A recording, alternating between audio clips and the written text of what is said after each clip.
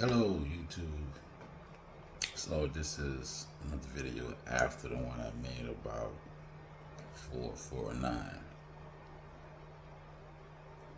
Just thinking about stuff, the situation all over again. And I am grateful that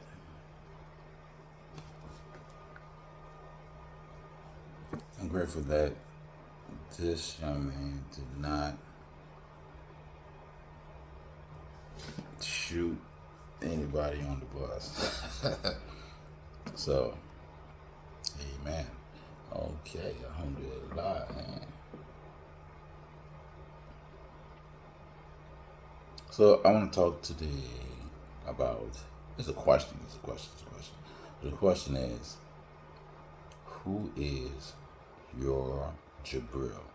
Now, so for some of you who don't know who Jabril is, I'm going to give a quick rundown of Jabril. So, Jabril in English is Gabriel. Okay, so you heard of Gabriel. So I like Jabril better. It just got a ring to it. The Archangel Jabril. Now, we're not about to get spooky here. We're just using this as a reference for the talk, okay? So Jabril apparently is an angel. And like many angels, angels are responsible for certain tasks. Like there's an angel called Mot, Maliko Mot. Now Maliko Mot is the angel who is in charge of bringing the soul back to the Creator. Now wait a minute, Khatib. I thought we were talking about Jabril. We're gonna get there. So Malika Mot is the angel who's responsible for returning the soul or the energy force or the life-giving force back to the origin of the force or the energy or frequency, whatever, or the soul or whatever you want to label it from your vantage point or understanding. So they say Malika Mot got this task because he was the same angel who brought the clay to God to make man. So in religious texts and scriptures or whatever, it said that God made man, and and they say he made man out of mud and all this, whatever. But they say that Malika Mot was the one who was sent to gather the tools that were going to be used to make man. He was the one that task was given to.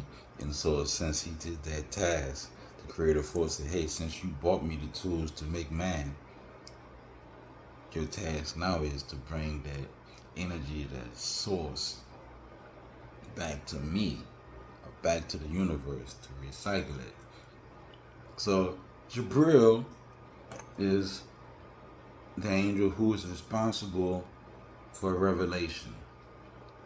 So all the revelation that we have read apparently has come from the inspiration of Jabril, who was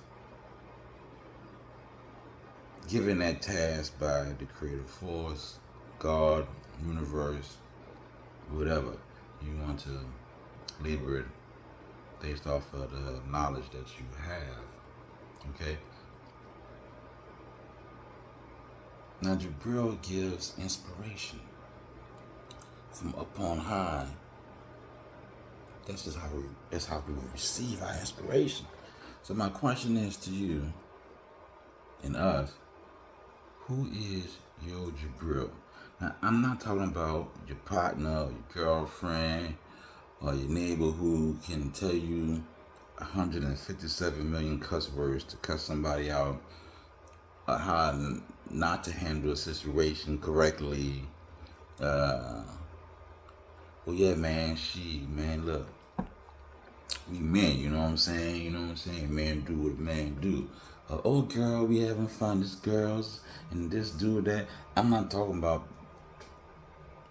the friend or the neighbor or whoever who whispers. Because see, the negative forces whispers in the ear of the heart, man. Hey, man, it's all through this, you know what I'm saying? We're not talking about that. We're talking about Jabril, who brings divine inspiration, who gets you to think on a higher level than what you are thinking on, to ease your soul and your heart, and to connect you back to your creator, the universe, and to put you on level ground. We're talking about that Jabril. Who is your Jabril in your life? And I'm not talking about Facebook or Google or X or Instagram or Audible.com or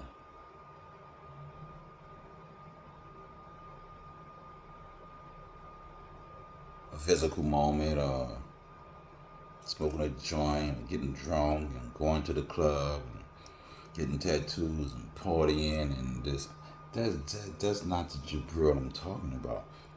Who is your Jabril? Who is our Jabril in your life, in our life? Who say, hey, Kati, man, don't do that. Did you meditate? Did you talk to your creator? Did you pray on it? What did God tell you to do? What did the universe tell you to do? Did you look back at the situation and see if your creator was talking to you? Or, hey man, I have some positive words for you today. It was on my heart to tell you this. Now, who was your Jabril?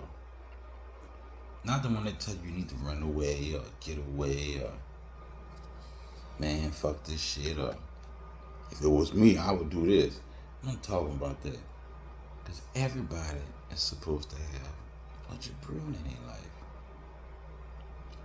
Have you, Jabril came in your life and you ignored him or overlooked it or misjudged the individual or the situation? You know, because this creative force of inspiration can come by nature. It can come in a situation, but mostly it comes from the mouth and the heart of an individual who is the mouthpiece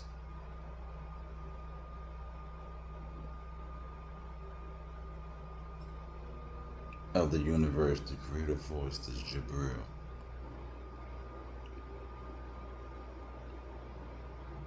Many times in my life I've ran across Jabril, and I can tell by the words that were spoken and how it touched my heart. Like, wow, this is my creator telling me about something, or for me to pay attention, or the words that I need to inspire me, to push me, to lift me up. You know, sometimes we just need somebody to lift us up, to tell us something good and kind. There's so much negativity in the world, you know, and it's trauma, it's peace, it's unhappy people, and it's always something. But how many times do a person text or call you and be like, hey, you know, something positive in a text, or send you a positive email, or just checking up on you to tell you something inspirational. You know, hey, did you meditate today? Did you pray? Did you go for a walk and talk to your creator? So, you know, I was doing so and so in the day and this happened, and let me tell you, and those words touch your heart and make you wake up, or help you to see something in a different light. So we can't keep having whispering forces around us, especially in this time.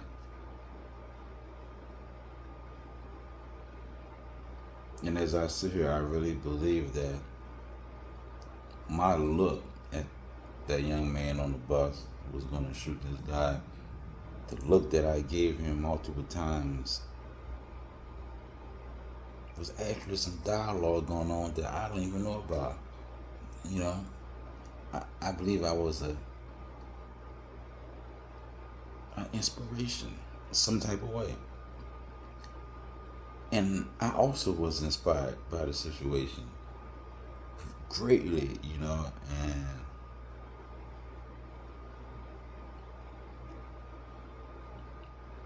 it is amazing how everything lined up for that to happen that Friday, like the people not being at work and me came the Uber high and the bike was not there and I had to walk and find a bike and the bus broke down and I had to catch another bus and like all that lined up, and I would have called for a ride.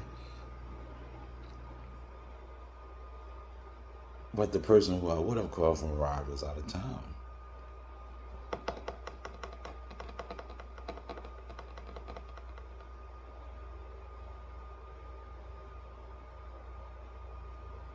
And it's like very touching to me, you know. I know I'm going off subject, but I feel that my creators communicating with me to be a bigger inspiration, not only to myself, but to the world. I'm not saying that I know everything, or I'm a wise person, or I know it all, or none of that. Like what I know can fit on a grain of rice and still have room to put more stuff, if you feel me. So I'm not knowledgeable, but I believe I do have a connection with my creator. If you know me, I've been writing a long time, and I always ran from writing because, it's writing, and I'm more of an inspirational writer. I'm a thinker, and most stuff I write, and I'm like, man, nobody gonna read this. Who's gonna read this? With all this drama and juicy stuff going on in the world, who in the hell wants to know about connecting to the creator and how to do this and how to do that and just thoughts and inspiration? Who really cares about that when I need to pay my light bill tomorrow? And so sometimes I discourage myself from doing what I know what I'm supposed to do.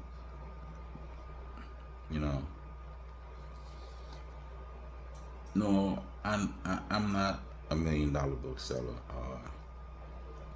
Because I believe if I was a top seller book writer, that I probably would be corrupt. Because the system corrupts you. It's very easy to be corrupted. I'm a very low key writer. I'm very selective of who I share my writings with. I believe if it's meant for you, it will find you. And how the world is today, most people really don't care about the type of stuff I write about. So I usually write and keep it to myself. Or I may share it, may not share it, I may print it, I may put it in my digital diary. But I'm the type of person that I'm boring. I think a lot. I think so much that I be tired, like I ran a marathon. Because there's so much going on in my head that I get tired, and I care a lot about people's soul. I care a lot about people's energy and frequency. And that's just me of how I was created or programmed, whatever you want to call it.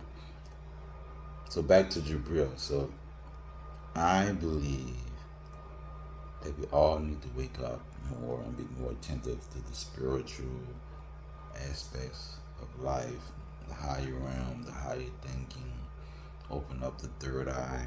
We need to be more in tune with creation and stop running so much after the gains of the world. Now, I'm not saying it's not good not to have stuff and do stuff and be places, but we all have to leave this physical body, and there's another chapter.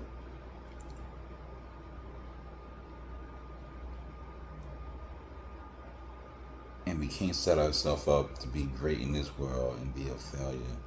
But in the next chapter, you know what I'm saying? Why? You know? To be more attentive, you know, the universe, the creator is talking to you in many ways. Open up your ears, open up your mind, open up your heart. Try not to push everybody out of your life and circle who has good sound spiritual connections and positive, and you know, like God has put a lot of people in our lives for a reason, and we have to recognize what that reason is and feed off it to grow, and also being beneficial to the other person who's in your circle, who's there for you, you know.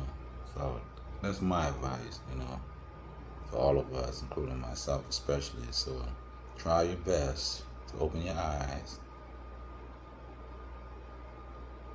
Lean not to your own understanding. No, we don't know everything. And always be open to learn and to receive.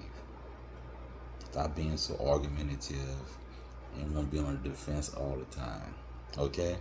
And I'm not just talking to you, I'm talking to myself. So have a good day, people.